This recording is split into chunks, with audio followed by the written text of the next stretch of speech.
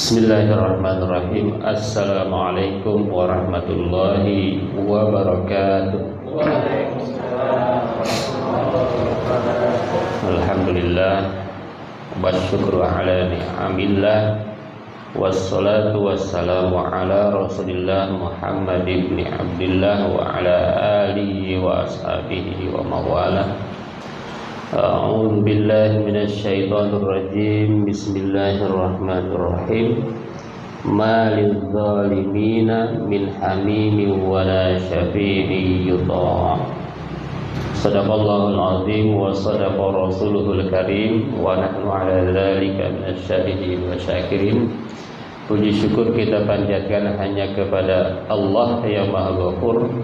Salawat dan salam mudah-mudahan tercurah kepada baginda Nabi kita, Nabi besar Muhammad sallallahu alaihi wasallam.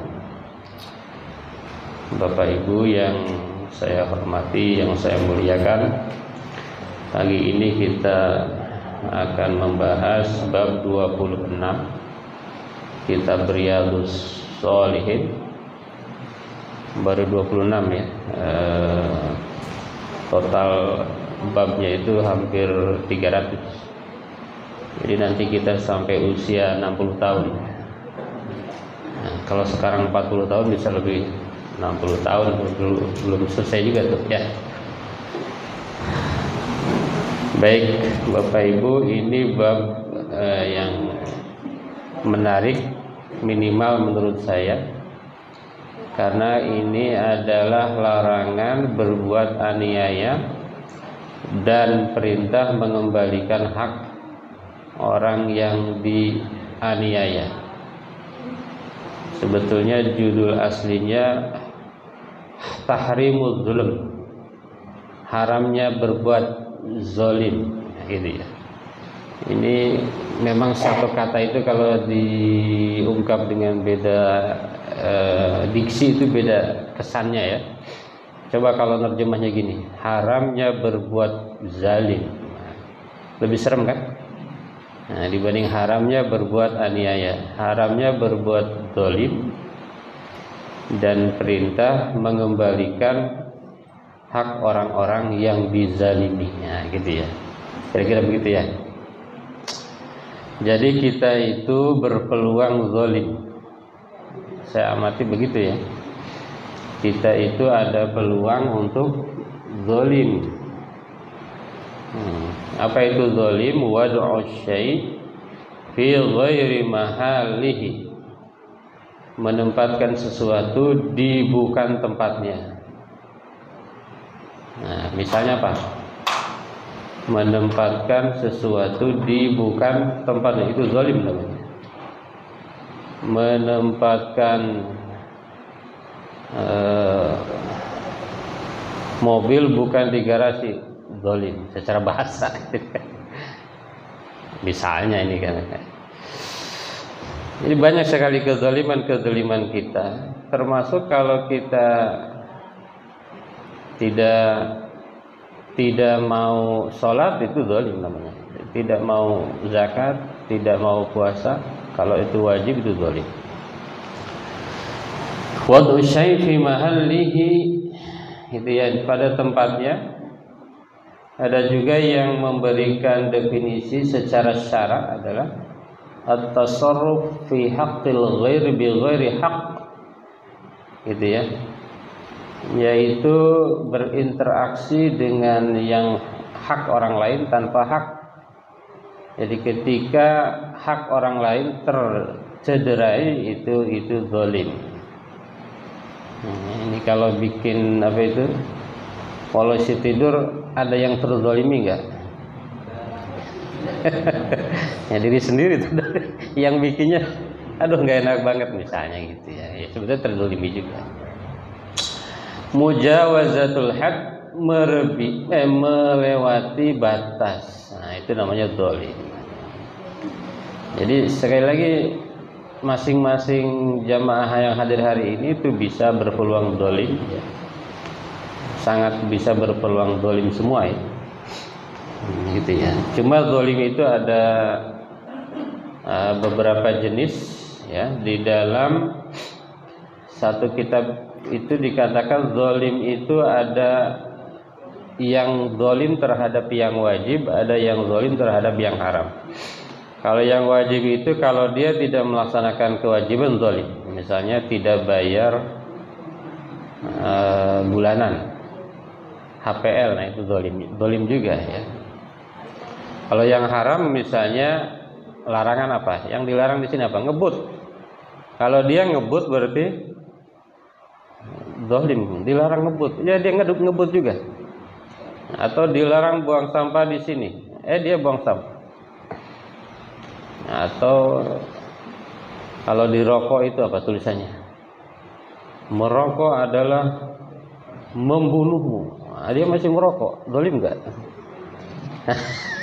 Ya terserah, nanti ada pendapat lagi. Bagi perokok itu susah memang ya. Katanya yang susah dikasih pelajaran itu satu perokok. Kalau diceramahin pasti enggak mau dia. Nah, itu Pak Kiai juga merokok. Nah, dalilnya begitu ya. Nah. Ada juga yang membagi zalim itu ada dua. Satu zalim terhadap hak Allah. Yang kedua zalim terhadap hak sesama manusia. Terhadap hak Allah ya salat, zakat, puasa, haji, apalagi hak Allah. Kalau terhadap hak manusia ada tiga. Satu darah. Kalau mengeluarkan darah manusia lain namanya zalim. Yang kedua harta, mengambil hak harta orang lain itu namanya zalim. Yang ketiga a'rad, kehormatan atau jiwa raga ya. Nah, jadi membuat rusak orang lain, membuat cedera dan lain sebagainya. Ya, itu adalah bagian daripada zalim. Ada juga yang membagi zalim itu kepada tiga. Yang pertama zalim la yatrukuhullah, zalim yang tidak ditinggalkan Allah. Artinya zalim itu Allah nggak bisa nggak bisa secara langsung. Yang kedua zalim yughfar, kezaliman yang diampuni. Jadi walaupun zalim bisa diampuni.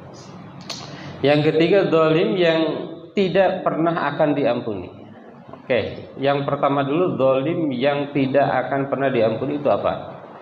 Yaitu syirik kepada Allah. Syirik itu apa? Syirik itu menduakan Allah. Syirik dari kata syirkun, artinya adalah membuat teman Allah. Jadi kita menganggap selain Allah itu ada temannya. Nah itu syirik. Cuma ada yang lebih ngeri lagi, bahwa syirik modern. Syirik modern itu adalah ketika kita punya ketergantungan selain Allah. Dan ini jangan-jangan semuanya kena. Kalau nggak punya duit, gelisah nggak? Nah, misalnya kita lagi jalan kemana, lalu nggak punya duit, ATM-nya 0, gelisah nggak? Nah, pasti gelisah kan? Takut kan? Nah, apalagi lagi di luar kota, seram juga. Jangan-jangan itu kita syirik. Masuk ke syirik tuh. Yang kedua, syirik zalim yang diampuni. Diampuni itu seperti apa? Hubungan antara hamba dengan Allah. Nah, apa itu? Misalnya kita tidak kelewat sholat misalnya. Kalau bertaubat, mengkodo dan lain sebagainya itu bisa diampuni. Selain musyrik ya, kalau musyrik tidak. Maka seorang orang tua kalau bisa itu yang pertama dijadikan adalah bagaimana anak itu tidak musyrik. Makanya Luqman bicara kepada anaknya, ya bunayya la tusyrik billah inna syirka la zulmun adzim. Bahkan Allah lebih menegaskan lagi bahwa sanal insana biwalidayhi hamalatuhu ummuh wahnan ala wahni wa fisaluhu fi amain anishkurli wa liwalidayka ilayil masir.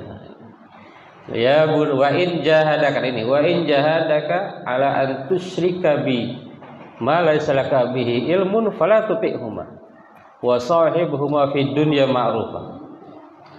Kata Allah, walaupun orang tua kalau ngajak kemusyrikan wajib Anda tolak. Nah, kira-kira begitu ya.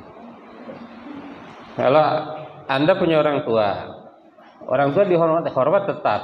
Tapi kalau menyuruhnya kepada kemusyrikan, wajib ditolak. Nggak boleh dituruti, walaupun orang tua. Maka Ibrahim pernah berdebat dengan orang tuanya kan? Iya, wa idz qala Ibrahim li abihi Azar atattakhidhu asnaman alihah. Kata Ibrahim, ya wahai ayahku, apakah wa idz qala Ibrahim li abi ya abati li abihi Azar atattakhidhu asnaman alihah. Wahai ayahku, apakah engkau menjadikan patung-patung ini sebagai Tuhan? Nah, itu boleh tuh kalau hal-hal seperti itu. Tapi kalau hal-hal lain, kalau bisa kepada orang tua nggak boleh berdebat ya. Ada yang bilang ke orang tua itu harus betul-betul ngaku bodoh. Walaupun kita ilmunya tinggi, orang tua ini nggak boleh didebat ya. Tapi kalau untuk kemusyrikan boleh ya gitu ya. Tapi dengan cara yang baik ya. Nah, gitu ya, dengan cara yang baik. Wa in jahadaka ala an tusyrika bi ma laysa laka bihi ilmun fala tuti'huma wa sahibhuma fid dunya ma'rufa. Tapi kalau menggauli keduanya tetap dengan cara baik. Walaupun berdebat, transfer tetap gitu ya. Ini jangan sampai salah. Transfer enggak. Gitu Bu ya, Bapak Ibu ya. Baik. Jadi kezaliman ini yang paling ngeri ini yang ketiga Bapak Ibu ya. Kezaliman la yatrukuhu. Nah, apa itu? La yatrukuhu, Allah tidak meninggalkannya. Fadzulmul ibad. Apa itu? Ketika seseorang itu zalim kepada orang lain. Nah, itu ya repot. Makanya kalau korupsi itu repot itu lapornya ya, meminta maafnya. Korupsi se-Indonesia repot kan? Nah, gitu ya. Jadi kalau kita punya zalim kepada orang, sebelum orangnya itu mengikhlaskan ya, Allah tidak bisa ikut campur tuh ya. Gitu. Karena masih ada hubungan dengan manusia. Cuma kadang-kadang manusia itu ada yang sifatnya materi dan non materi. Kalau udah berhubungan dengan non materi itu lebih ngeri lagi. Nggak bisa dibayar dengan uang kalau udah kehormatan ya gitu. Itu manusia itu kadang begitu. Kalau hutang 1 juta bisa dibayar 1 juta, tapi kalau orang sudah terluka hatinya itu orang-orang sulit sekali ya. Sulit sekali menyembuhkan. Nah, dan itu banyak kejadian-kejadian. Apalagi Indonesia, di negara kita itu seringkali kalau tidak bisa main depan, main belakang. Nah, main belakang ya terserah main apa. Iya kan?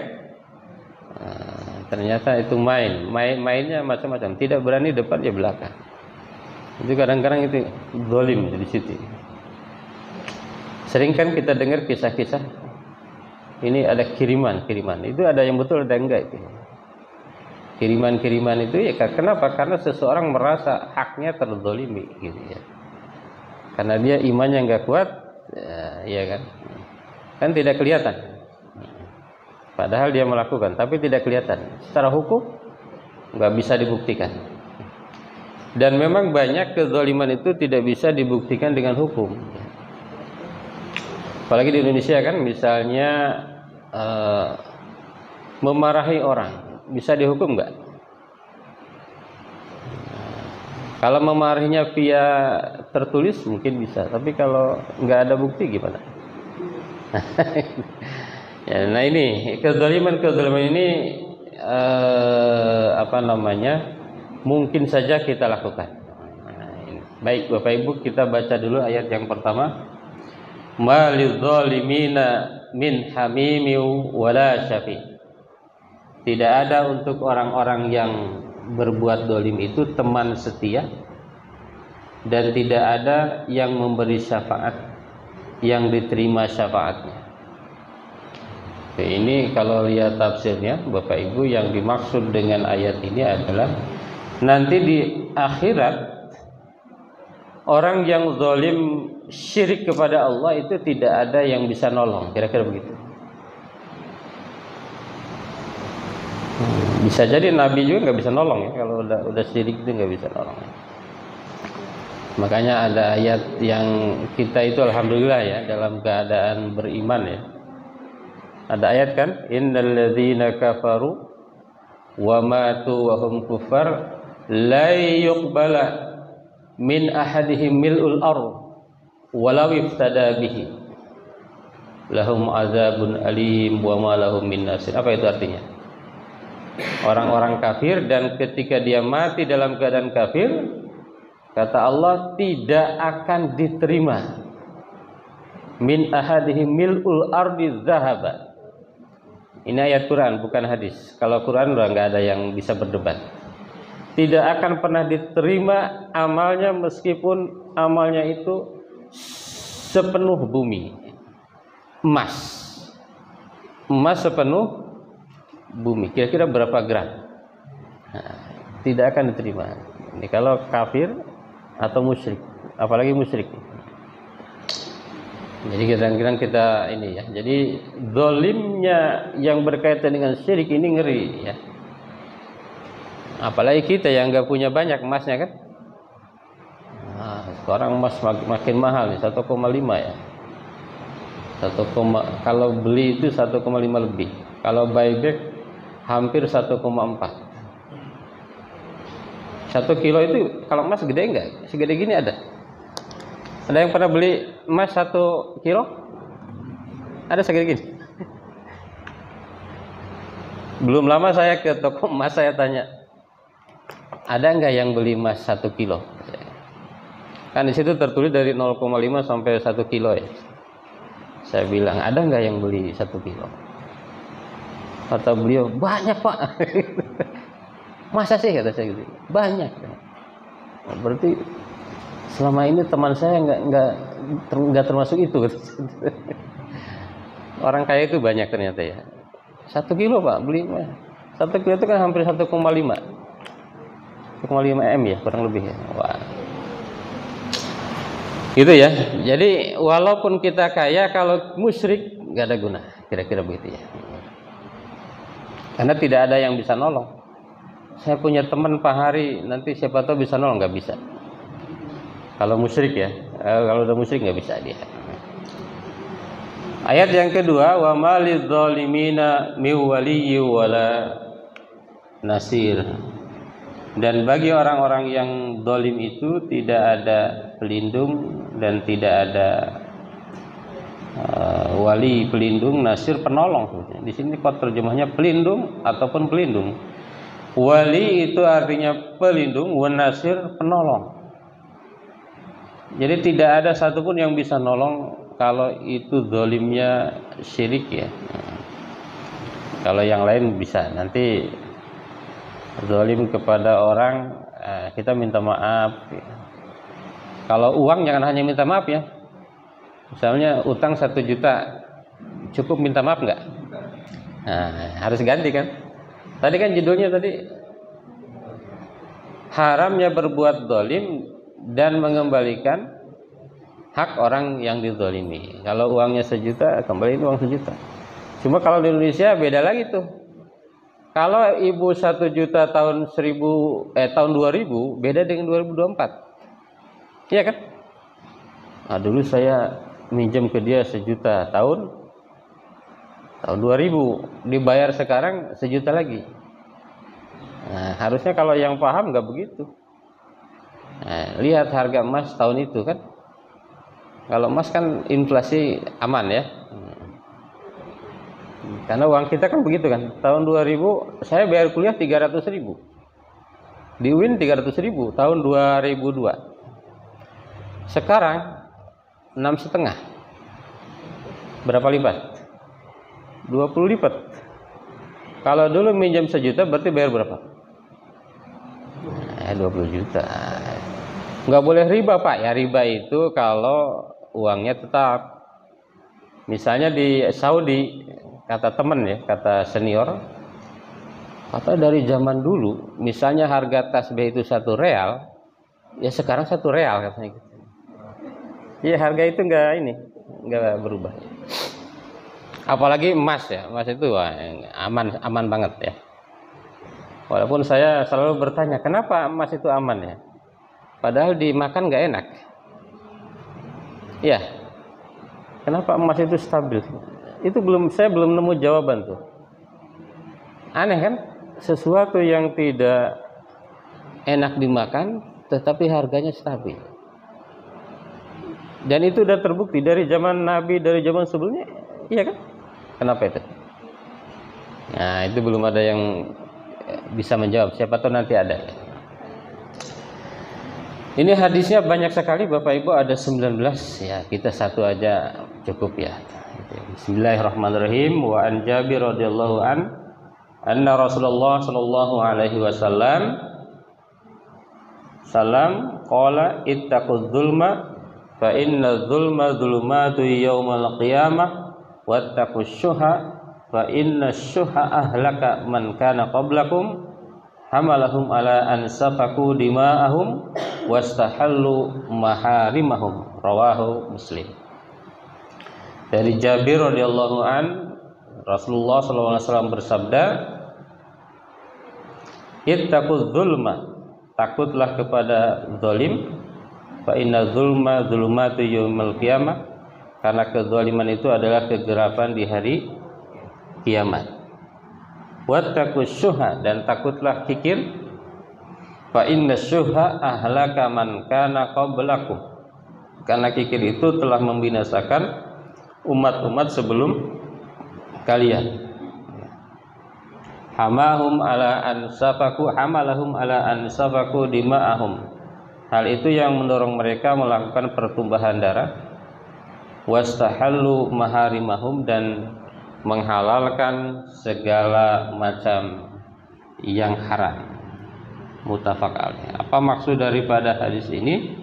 Yang pertama adalah tahrimul dzulmi wa tahdzir minhu, bahwa zalim itu haram. Zalim itu harus dihindari. Ya. Al-umur al-ma'nawiyah tatahawwal yaumal qiyamah bi amrillah ila hissiyah. Al-bukhlu aduwwun li ahlil iman. Pelit itu atau kekikiran itu adalah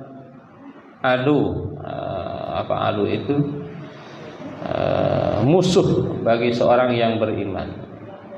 Fa inna min sifatil mu'minin al-karam wal jud, karena seorang yang beriman itu pasti dia itu dermawan. Al-bukhlu wa dzulmu min asbabi intisyaril jarimah. Kekikiran dan kezaliman itu diantara sebab munculnya berbagai kejahatan, gitu ya.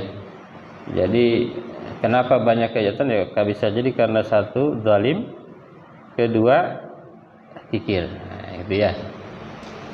Az-zulmu wasyuhu min kabairidz dzunub, kezaliman dan kekikiran itu diantara dosa-dosa yang besar.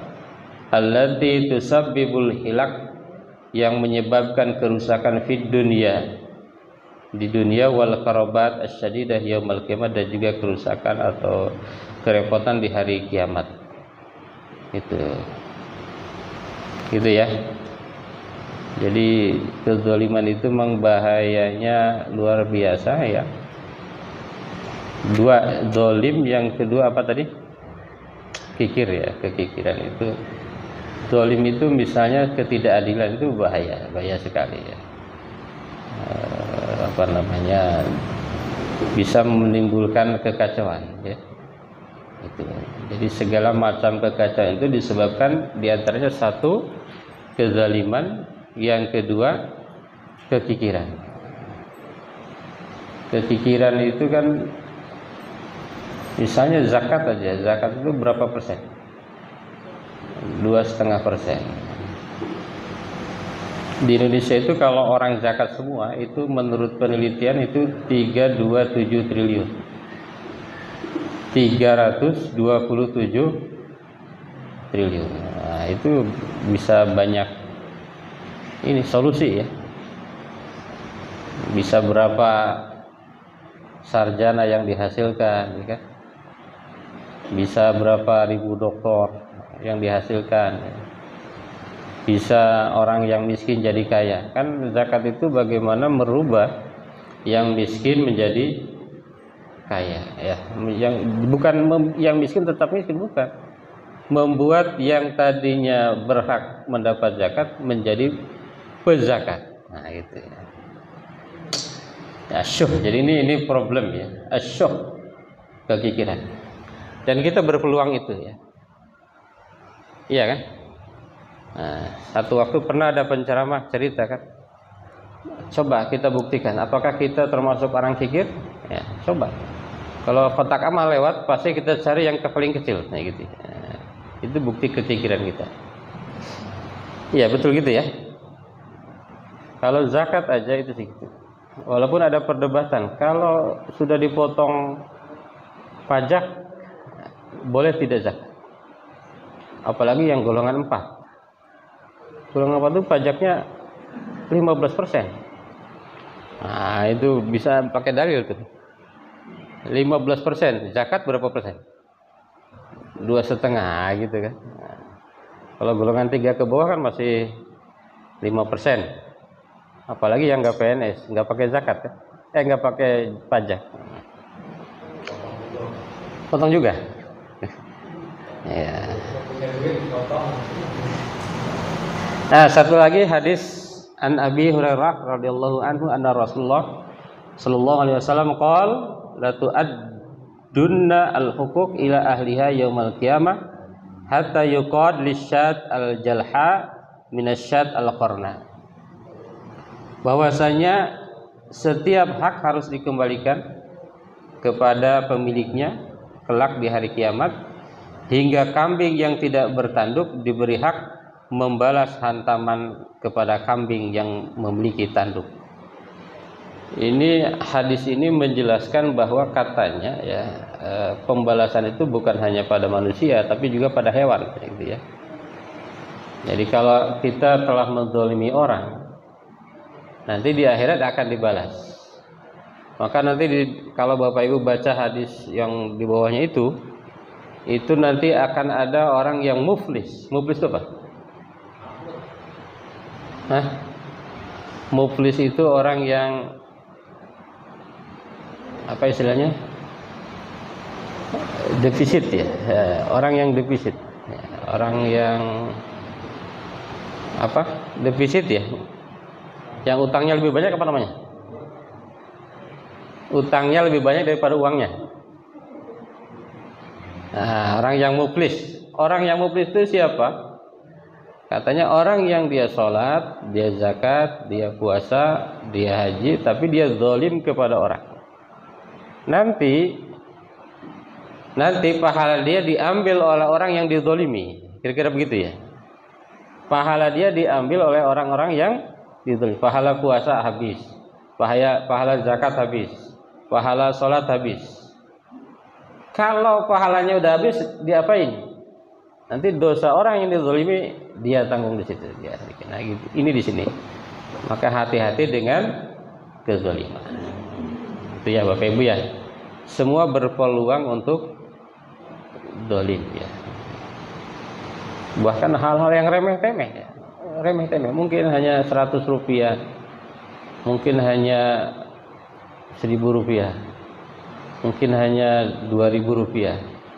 Mungkin hanya gope. Gope itu kan kecil banget ya.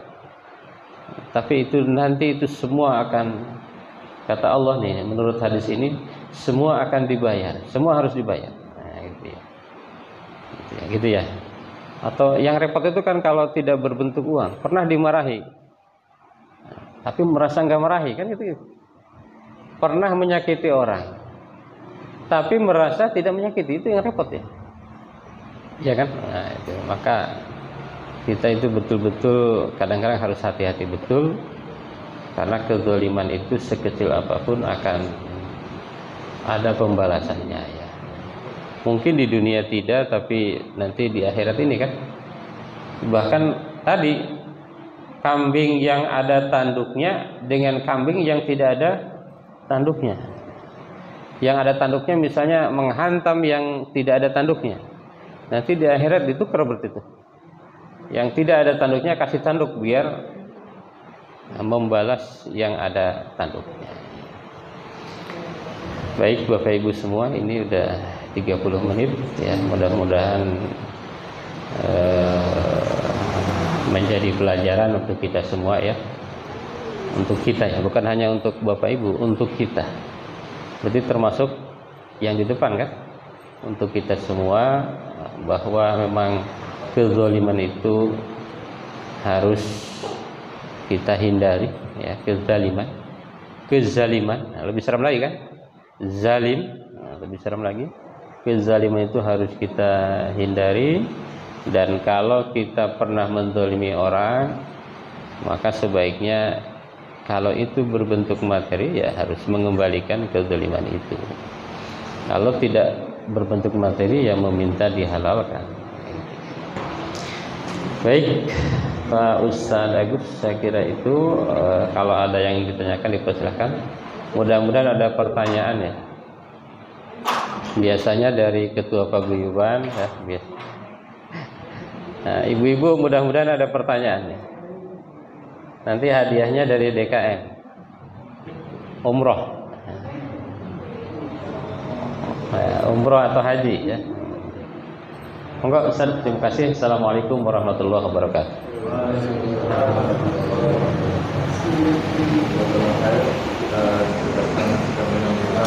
Nggak nyala ini.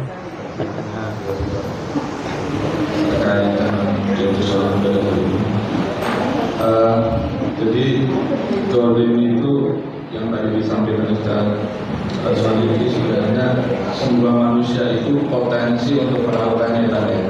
Ada potensi. Bahkan setiap detik itu bisa, gitu ya. Nah, kalau saya boleh bertanya, tadi kan ada zalim yang sangat berbahaya, yaitu kepada Allah Subhanahu Wa Taala itu. Nah, kadang-kadang kalau kita itu berucap itu kadang-kadang nggak terkontrol gitu.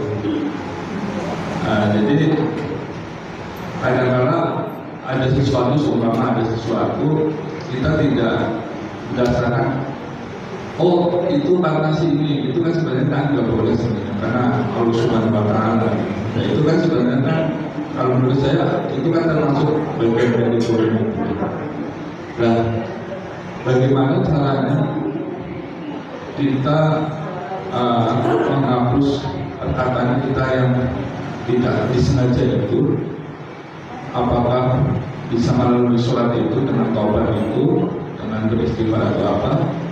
Atau mungkin ada cara-cara lain itu, karena nanti kan di akhir kita juga dipertanggungjawabkan dari itu tidak bisa yang disampaikan itu tidak bisa dilakukan dengan cara apapun karena berkaitan dengan Rasul Allah Subhanahu Wa Taala.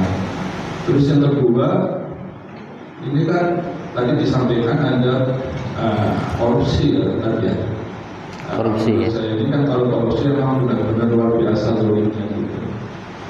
Nah, apakah orang korupsi itu sangat potensi dan itu kayaknya kalau tadi yang disampaikan pasti masuk neraka itu. Karena kalau manusia itu tidak bisa memaafkan, otomatis dia langsung langsung masuk neraka. Nah, itu karena dalam satu wilayah yang sangat luas dan berefek luas banget itu memang udah fix gitu kita mengatakan itu. Dan apakah mungkin gimana itu kan? Karena yang lain silakan ya. Ustaz Haji, ada. Ibu-ibu ada? Ibu-ibu ini yang sudah berjasa bawa makanan, ada pertanyaan? Apakah saya zalim kalau Kalau ngasih makanannya itu pagi-pagi sudah terlalu berat, bisanya begitu ya. Oke, baik. Ini pertanyaan yang keren dari Pak Ustadz Agus ya. Cuma ini ngeri nih, nama Agus lagi ngeri Pak. Nama yang lahir Agustus ngeri gitu. Berucap tidak terkontrol karena si ini. Bagaimana cara menghapus yang tidak disengaja? Apa beristighfar atau dengan cara lain? Ya, kalau berhubungan dengan Allah cukup dengan istighfar, dengan bertaubat. Istighfar, taubat itu ada 3 ya. 1, tidak berjanji tidak akan mengulangi. 1, berhenti. 2, berjanji tidak akan mengulangi. 3, sedih karena dia telah melakukan itu namanya taubat. Kalau berhubungan dengan Allah. Tapi kalau masih ada hubungan dengan manusia lain, misalnya karena si anunya itu yang harus kita minta maaf. Tapi kadang-kadang kita itu gengsi juga, kita secara umum aja minta maaf. Mohon maaf ya kalau saya ada salah. Enggak disebutin tuh. Bagusnya disebutin, kemarin saya ngomongin ibu ya. Saya mohon maaf, gitu ya. Ngomongin ibu bahwa ibu ngambil kue saya. Nah, misalnya kemarin kan saya dapat kue, tapi ibu ambil, lalu saya omongin, gitu ya. Itu bagusnya disampaikan kalau berhubungan dengan manusia. Kalau dengan Allah istighfar, kalau itu berat taubat kepada Allah. Kalau potensi korupsi masuk neraka itu iya pasti. Yang punya potensi korupsi kan pejabat. Kalau nggak pejabat nggak korupsi kan? Ya, definisi korupsi itu pejabat ya. Kalau swasta bahkan disebut korupsi nggak swasta? Bisa juga, tapi nggak kena KPK ya kalau swasta ya. Kena HRD dapat, tapi nggak kena KPK. Ya paling dipecat ya, nggak masuk penjara. Kayak yayasan itu kan banyak sebetulnya korupsi. Cuma karena yayasan itu swasta, nggak kena penjara ya. Baik, kalau korupsi potensi masuk neraka, sangat masuk neraka. Ya, sangat masuk. Cuma apakah selamanya? Selama ada iman tidak, gitu ya. Judulnya kan selama dia tidak musyrik, dia akan masuk surga meskipun mampir dulu. Nah, mampirnya nggak tahu berapa lama gitu kan. Yadkhulul jannah man kana fi qalbihi mithqala dzarratin minal iman. Masuk surga orang yang di hatinya ada iman walaupun sedikit. Meskipun sholatnya jarang, meskipun puasanya ya kadang puasa kadang enggak, meskipun dia korupsi ya meskipun juga. Tapi berapa lamanya itu ya, yang tentu semakin yang terzalimi semakin banyak ya semakin ngeri ya. Gitu ya. Pejabat ya Pak Hari ya, ini pejabat nih Pak Hari ini. Jadi pejabat itu peluang pahalanya besar. Kalau dia memberi manfaat kan banyak ya. Peluang dosanya itu besar lagi tuh. Tapi sekarang aneh ya, orang pada pengen jadi pejabat. Nggak tahu nyari apa. Padahal hartanya udah banyak, pengen jadi pejabat, aneh juga ya. Ya memang dunia itu kan ada 3, harta, tahta, Mona Lisa. Selalu begitu ya, harta, tahta. Walaupun hartanya udah banyak, tetap aja dia nyari jabatan. Kalau dipikir kan aneh ya, orang hartanya triliunan pengen jadi pejabat. Kalau logika kan aneh itu kan. Logika orang yang belum kaya kan aneh juga ya.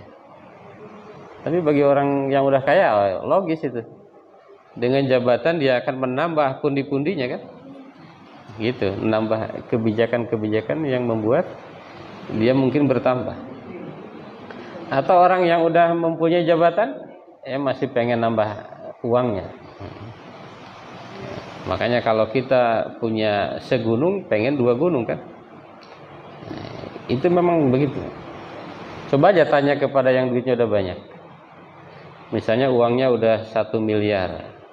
Kita tanya, apa masih kurang? Pasti kurang. Kalau kita uangnya masih 1 juta kan, 1 miliar banyak ya gitu ya. Tapi kalau udah nyampe ke sana, pengen lagi gitu ya. Begitu Ustaz Agus ya. Nah, jadi memang mudah-mudahan kita bisa saling mengingatkan ya. Saya sering bilang ceramah itu tidak menyuruh ya, saling mengingatkan antara kita. Wa tawasau bil haq wa tawasau bis shawab. Saling berwasiat kepada kebenaran, saling berwasiat kepada sabar. Itu aja. Karena di dunia ini nggak ada yang keren kan, biasa aja. Wah itu orang keren, biasa aja. Keren itu karena kita tidak tahu kejelekannya aja. Yang keren itu cuma Rasulullah, apalagi artis Korea. Anak-anak sekarang kan senang artis Korea. Saya suka aneh apa yang disenangi. Ya kan? Muslim enggak kan? Imannya enggak ada. Ini gimana itu? Ya banyak keanehan-keanehan ya. Memang tidak harus dijawab semua ya. Banyak keanehan-keanehan di dunia ini, dan itu bisa kita temukan jawabnya lewat bertafakur ya, merenung dan seterusnya. Baik, Ustaz Agus, mudah-mudahan tidak puas. Ada lagi?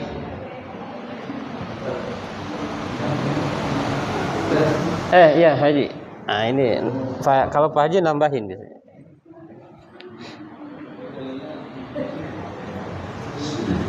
Assalamualaikum warahmatullahi wabarakatuh. Waalaikumsalam warahmatullahi wabarakatuh. Dengan kezuliman saya sebenarnya ada seorang yang berbuat zolim yang maksudnya terhadap manusia. Apakah ada potensi yaitu itu dari polis saya sudah gitu ya? Apakah ada potensi masuk surga karena dengan dosa-dosa dia seluruh manusia itu membicarakan dia? Kalau sesuatu saya tahu dari Ustaz bahwa seorang yang dibicarakan atas keburukannya maka akan diambil hapuslah dosa-dosanya. Nah, apa ada potensi orang yang berdosa ini masuk surga? Tidak ada.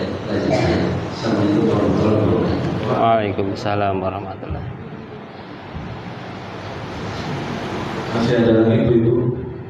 Ini kadang-kadang di ibu-ibu di pasar gitu, nyobain itu apa buah atau apa, kadang dipotekin dulu tuh.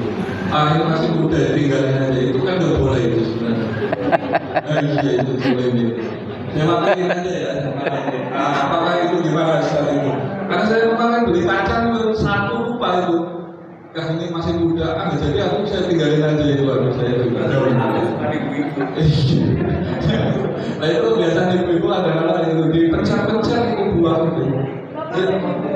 Iya itu gimana saat itu? Ini kita juga mau maafin lupa, itu orang kadang-kadang pindah ke sana ke situ, kan kita lupa itu. Itu gimana Ustaz? Ya. Baik, terima kasih Pak Haji. Ini biasanya menambahkan nih, zalim terhadap manusia. Kalau orang yang zalim itu diomongin, digibahin, maka dosanya terhapus. Itu nyambung dengan yang tadi berarti kan?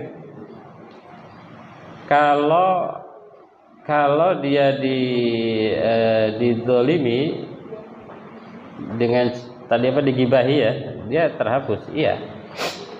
Tapi terhapusnya berapa kan gitu ya? Kalau masih ada berarti masih ada siksaannya itu. Dia korupsi 1 triliun. Yang ngomongin dia 1000 orang. Yang dia zalimi 270 juta. Nah, ya nanti dihitung-hitungnya gitu kan. Jadi apakah yang terhapusnya lebih banyak atau lebih sedikit? Kalau masih lebih banyak berarti masih tetap kena siksa. Tapi asal dia beriman masuk surga, cuma berapa lama mampirnya tadi? Insya Allah gitu ya. Kita yakin itu ya. Kita harus pede di situ. Gak boleh kita bilang gini,